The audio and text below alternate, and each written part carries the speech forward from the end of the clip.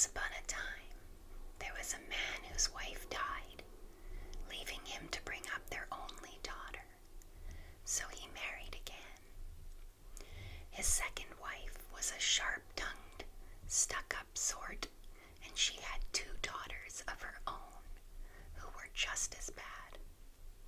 The man's own daughter was as gentle and good-natured as her mother had been. It wasn't long before the stepmother and her 2 daughters began to make the poor girl's life miserable. They were always mean to her and treated her just like a servant.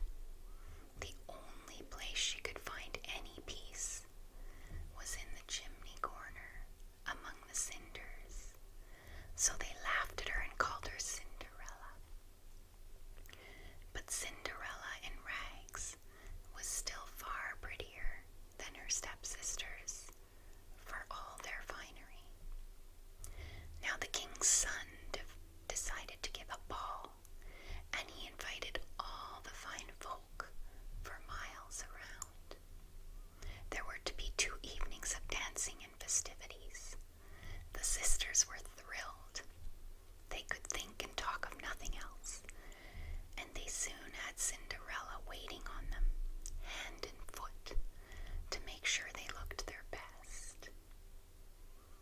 Cinderella even dressed their hair for them, and although she was as gentle as could be, they kept snapping, "Don't tug, girl," and "It's a good job you're not invited to the ball, you clumsy oaf." Anyone else would have tangled their hair, but Cinderella was too kind-hearted for that. When at last the sisters had squeezed themselves into their new dresses and set off for the ball, Cinderella sat down among the ashes, all alone, and she began to cry. When she looked up from her tears, an old lady was standing there. She had a kind face and was holding a wand in her hand. "Why are you crying?" she asked. "Tell me, I am your fairy godmother." So Cinderella told her godmother how much she longed to go to the ball. "And so you shall," said her godmother. "Fetch me a pumpkin." Cinderella went into the garden and picked the largest pumpkin she could find. Her godmother scooped out the insides, tapped it with her wand, and in an instant it had turned into a beautiful gilded carriage. Then she looked in the mousetrap and found 6 live mice. Then she touched them with her wand. They turned into 6 handsome dapple-gray horses. "Now we need a coachman," said the godmother, looking around for something suitable. "I'll see if there is a rat in the rat trap," said Cinderella excitedly. There were 3, and one of them had the finest whiskers you've ever seen. "He'd make a good coachman," said Cinderella. So her godmother tapped the rat with her wand, and he turned into a fat coachman with an enormous mustache. "Now," said the godmother, "behind the watering can you will find 6 lizards. Bring them to me." When she tapped the lizards with her wand, they turned into 6 footmen dressed in livery. "There, now you can go to the ball." "In these rags," cried Cinderella. So her godmother tapped Cinderella with her wand, and instantly her ragged clothes became a gown of silver and gold embroidered with pearls, and her worn-out shoes turned into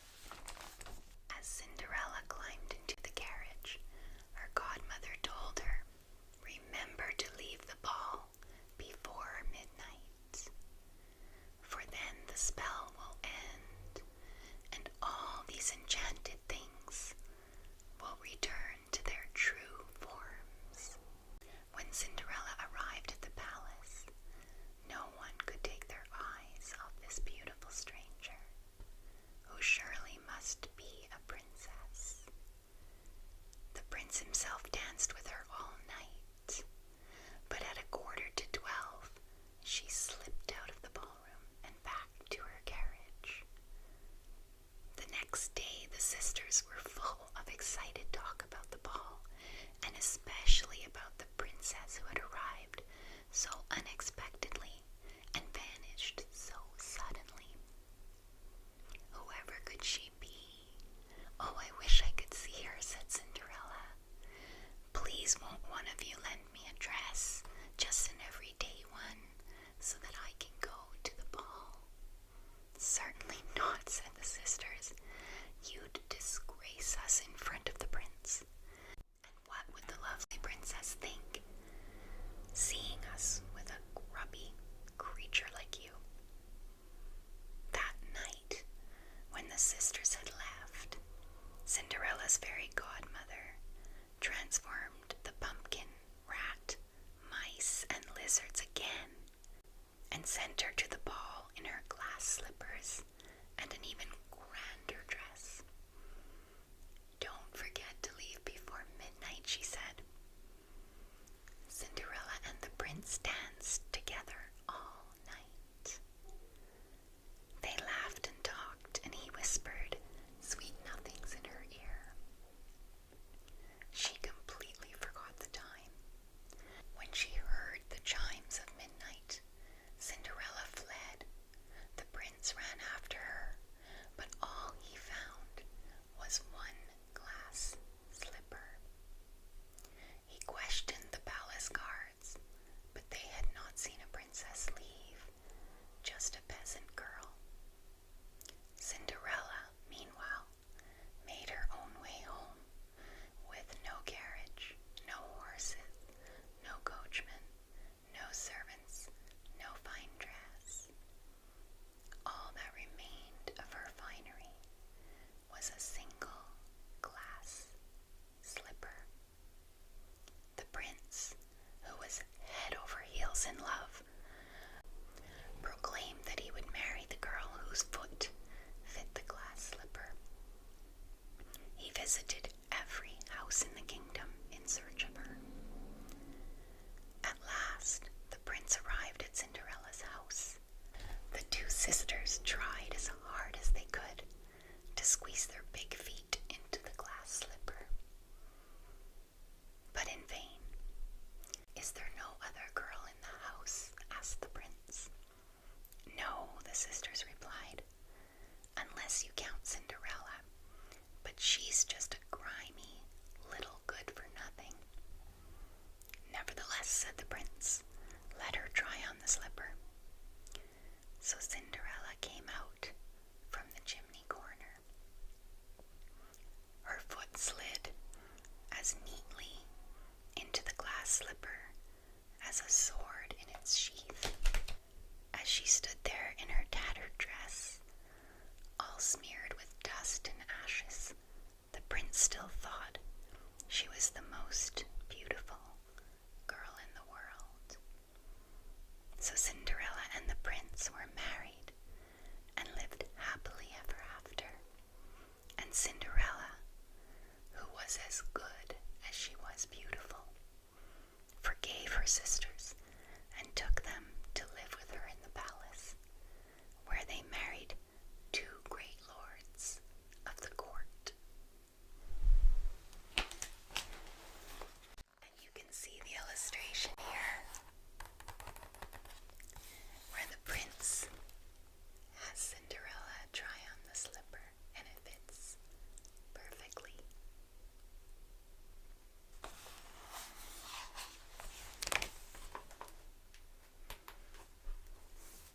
Now they also have a few little fun facts here about the Cinderella story, which I'll read to you. So, Cinderella has a lot of box office appeal, as you may know. Cinderella has been adapted into a ballet, 1945, with music by Sergei Prokofiev, and also into movies as a Walt Disney cartoon, 1950, and The Slipper and the Rose in 1976. And we know there's even later versions of Cinderella after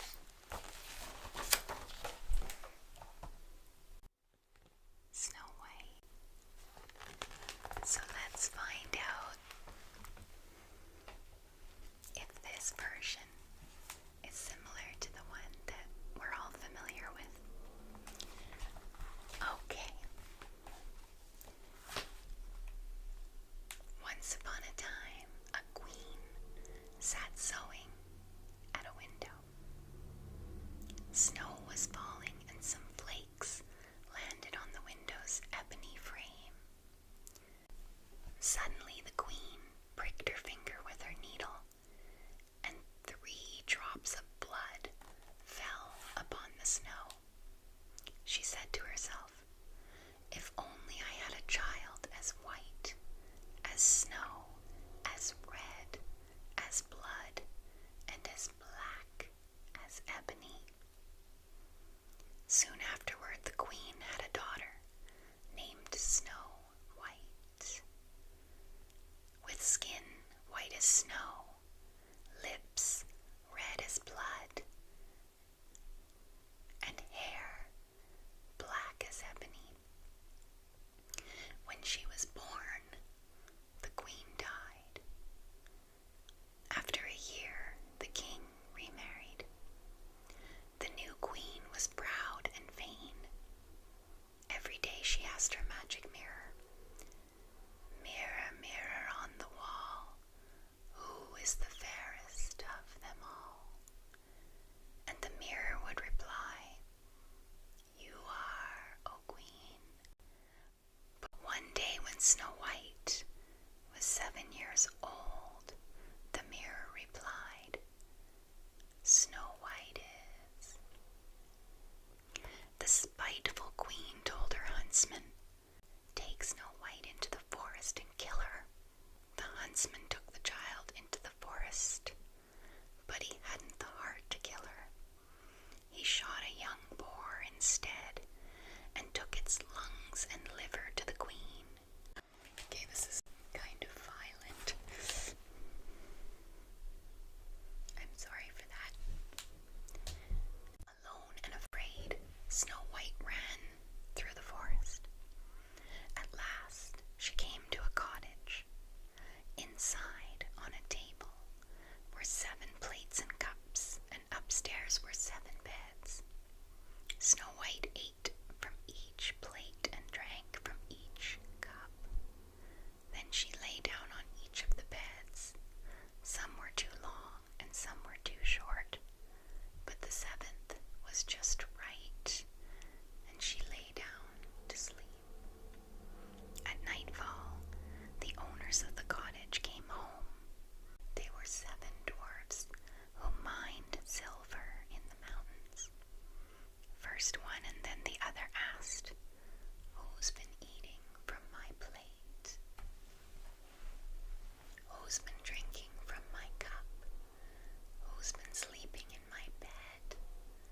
Then the 7th dwarf looked in his bed and saw Snow White sleeping there.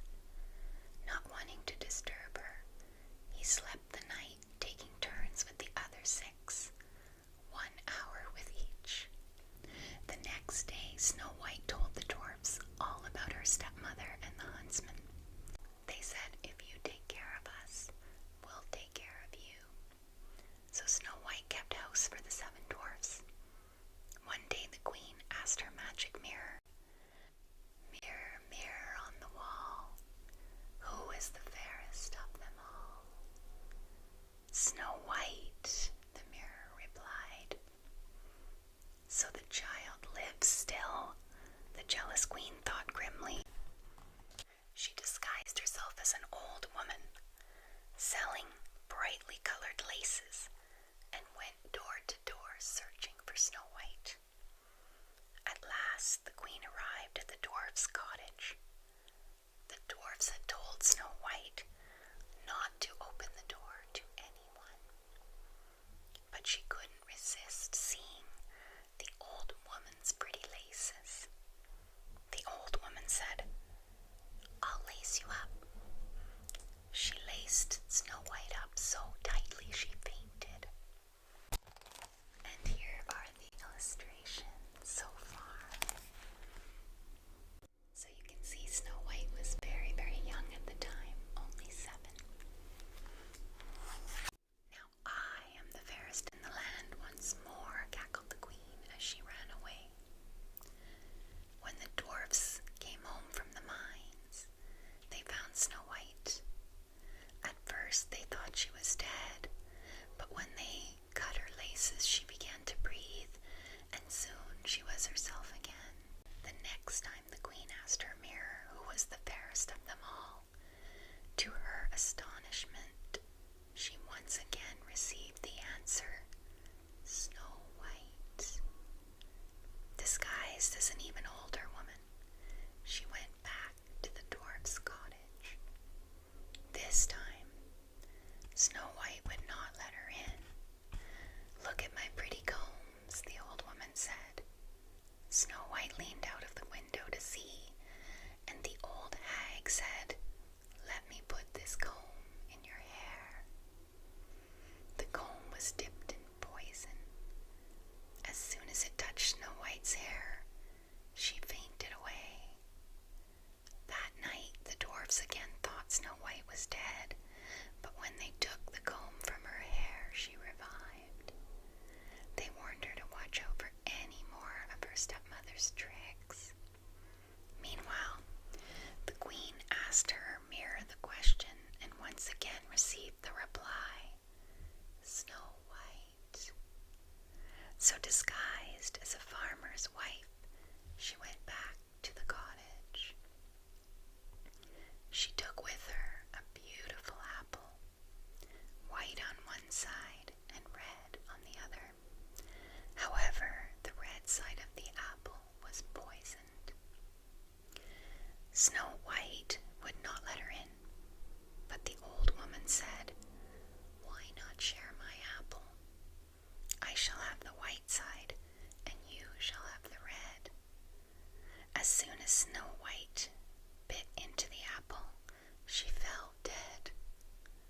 The queen laughed a cruel, wicked laugh and walked away. That night, the dwarfs tried everything, but they could not wake her. After weeping for 3 days, they put her in a glass coffin. And her name was on it in golden letters, Princess Snow White. They placed the glass coffin on top of a hill, and one of them was always there to grieve and watch over it. The birds, who had been very fond of Snow White, also came to weep for her. First an owl, then a raven, and then a dove. Snow White lay in her glass coffin, and as the years passed, she grew into a young woman, her skin still white as snow, her lips red as blood, and her hair black as ebony. One day, a prince came by. As soon as he saw Snow White, he fell in love with her. "Please let me have the coffin," he cried. "I'll pay you well for it." "We wouldn't sell it for the world," one of the dwarfs said. "But I cannot live without Snow White," sighed the prince. The dwarfs relented and gave him the coffin. As his servants were carrying it, one of them stumbled, the coffin tilted, and the piece of poisoned apple fell from Snow White's mouth. At once she awoke. "Where am I?" she cried. "Safe with me," said the prince. "Live with me and be my queen."